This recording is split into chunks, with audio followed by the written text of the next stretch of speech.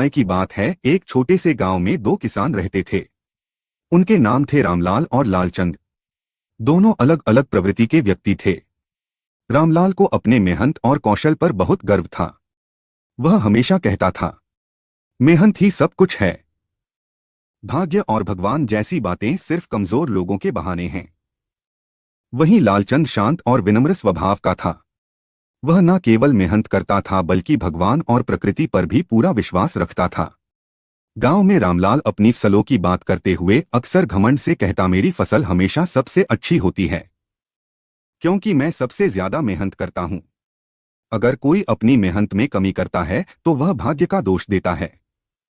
दूसरी ओर लालचंद कहता, मेहनत जरूरी है लेकिन भाग्य और प्रकृति का आशीर्वाद भी उतना ही महत्वपूर्ण है।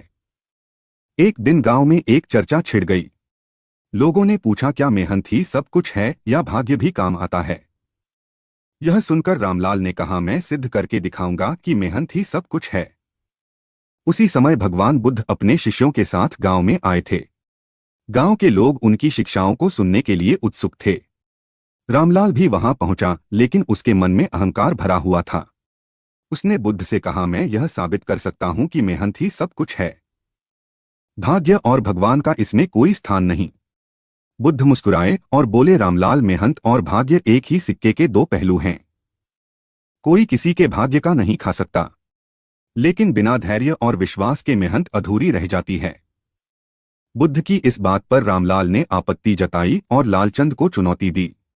उसने कहा, आओ इस साल हम दोनों यह साबित करेंगे कि कौन सबसे ज्यादा फसल उगा सकता है। मेहनत और भाग्य की सच्चाई भी साबित हो जाएगी। लालचंद ने शांत भाव से चुनौती स्वीकार की। उसने कहा, मैं मेहनत करूंगा और भगवान पर भरोसा भी रखूंगा। रामलाल ने अपने खेत में दिन रात मेहनत करनी शुरू कर दी। उसने बेहतरीन खाद, बीज और सिंचाई के सारे साधन जुटाए। वह सुबह से शाम तक अपने खेत में पसीना बहाता। वहीं लालचंद भी मेहनत कर रहा था, लेकिन शांत और संतुलित होकर वह अपने खेत की देखभाल करता। साथ ही भगवान को धन्यवाद देता और प्रार्थना करता। धीरे धीरे समय बीतने लगा। रामलाल को फसल की चिंता सताने लगी। वह दिन रात अपने खेत में ही रहता। ना खाना समय पर खाता, ना आराम करता। उसकी बेचैनी बढ़ती जा रही थी। दूसरी ओर लालचंद शांति और धैर्य से काम करता और कहता, जो होगा अच्छा होगा। जब फसल पकने का समय आया तो एक बड़ी विपत्ति आ गई। तेज आंधी और ओलावृष्टि ने रामलाल की फसल को बर्बाद कर दिया। उसका सारा श्रम मिट्टी में मिल गया। वह बेहद परेशान हो गया। उसने गुस्से में कहा, यह भगवान का अन्याय है। मेरी इतनी मेहनत के बावजूद मेरी फसल बर्बाद हो गई। दूसरी ओर लालचंद की फसल को आंधी का ज्यादा नुकसान नहीं हुआ। उसकी फसल सुरक्षित रही। यह देखकर रामलाल और भी ज्यादा क्रोधित हो गया। वह लालचंद के पास गया और चिल्लाकर बोला, यह कैसे संभव है? मैंने तुमसे ज्यादा मेहनत की थी, फिर तुम्हारी फसल कैसे बच गई? रामलाल की इस नाराजगी को देखते हुए गांव वाले उसे लेकर भगवान बुद्ध के पास गए। उन्होंने रामलाल की समस्या बुद्ध को सुनाई। रामलाल ने गुस्से में कहा, आपने कहा था कि कोई किसी के भाग्य का नहीं खा सकता, फिर मेरी मेहनत का फल मुझे क्यों नहीं मिला? बुद्ध ने शांत भाव से कहा, रामलाल, मेहनत और भाग्य एक दूसरे के पूरक है। तुमने मेहनत तो की, लेकिन तुम्हारे मन में घमंड और अधीरता थी। यह घमंड तुम्हारे भाग्य के आशीर्वाद को रोकता है।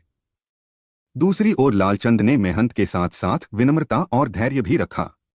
बुद्ध की बात सुनकर रामलाल का घमंड टूट गया। उसने स्वीकार किया कि उसने घमंड और ईर्ष्या में आकर गलत किया। उसने लालचंद से माफी मांगी और कहा, अब मुझे समझ में आया कि मेहनत के साथ साथ विनम्रता और धैर्य भी जरूरी है। लालचंद ने उसे क्षमा कर दिया और कहा, जीवन में हार जीत से ज्यादा महत्वपूर्ण है सीखना। अगर तुमने आज यह सीख लिया तो यह भी तुम्हारी जीत है। इस कहानी से हमें यह सीख मिलती है कि मेहनत और भाग्य दोनों जरूरी है।